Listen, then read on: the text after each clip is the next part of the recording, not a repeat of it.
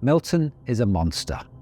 A Category 5 for the second time with sustained winds of 165 miles per hour, and it's on a crash course with the west coast of Florida late Wednesday, bringing with it a storm surge of up to 15 feet.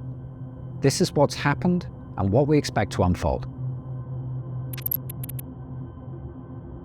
Milton is part of an elite club of hurricanes whose central pressure has gone below 900 millibars, with it peaking at 897 on the 7th of October, making it the 5th strongest hurricane ever recorded in the Atlantic Basin. And we know this thanks to the tireless and brave work of the hurricane hunters, who fly regular aerial recon missions into the eye of the storm to get precious data on its intensity and its direction. At its first peak, Milton had a classic pinhole eye, a telltale feature of the most violent and intense tropical cyclones. And at one point, that eye was only 4 miles in diameter. The most famous example of this phenomenon is Hurricane Wilma, the most intense Atlantic hurricane on record, who at peak had an eye diameter of only 3 miles. Though violent in nature, due to their small size and fragility, pinhole eyes usually don't last long. And in Milton's case, it soon underwent an eyewall replacement cycle. A larger, more dominant outer eyewall formed, choking off the original inner eyewall, causing a temporary weakening of the storm, but an expansion of its size. These type of complex structural changes can seem irrelevant, given that they're taking place hundreds of miles offshore, but they can have serious implications. A larger storm equals a larger storm surge.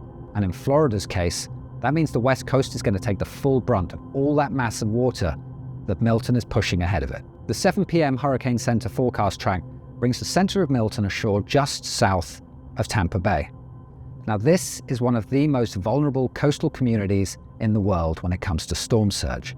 And any minor wobble or deviation in track is going to have huge implications for Tampa and its surrounding communities. A track north of Tampa will bring an onshore flow and wind straight into the bay, funneling a huge amount of water and causing a storm surge catastrophe.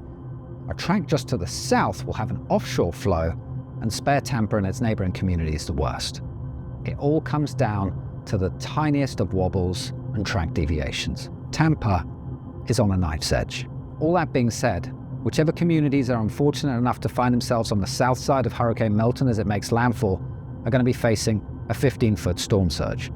Milton is expected to weaken before it makes landfall thanks to a wall of strong wind shear to the north of the system, but it's still going to pack an immense punch. The NHC are forecasting a landfall of 110 knots, which is a strong Category 3 hurricane and capable of causing extensive destruction with its strong winds. So if you're in the landfall zone and asked to evacuate, you must do so now.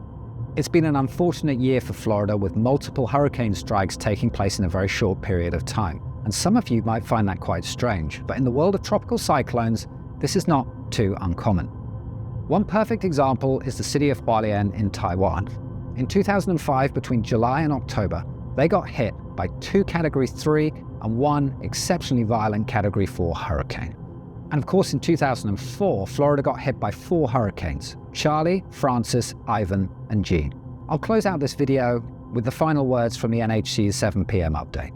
This is a very serious situation, and residents of Florida should closely follow the orders of their local emergency management officials. Evacuations and other precautions should be completed today. Milton has the potential to be one of the most destructive hurricanes on record for West Central Florida.